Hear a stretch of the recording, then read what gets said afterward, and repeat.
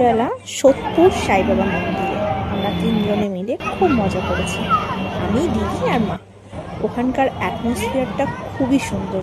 সন্ধেবেলায় ঘুরছিলাম, এই ফুল গাছগুলো দেখছিলাম যেগুলো অপূর্ব সুন্দর লাগছিল। পুরো মন্দিরের অ্যাটমসফিয়ারটা এত সুন্দর লাগছিল। তারপরে প্রণাম করলাম সাই বাবাকে।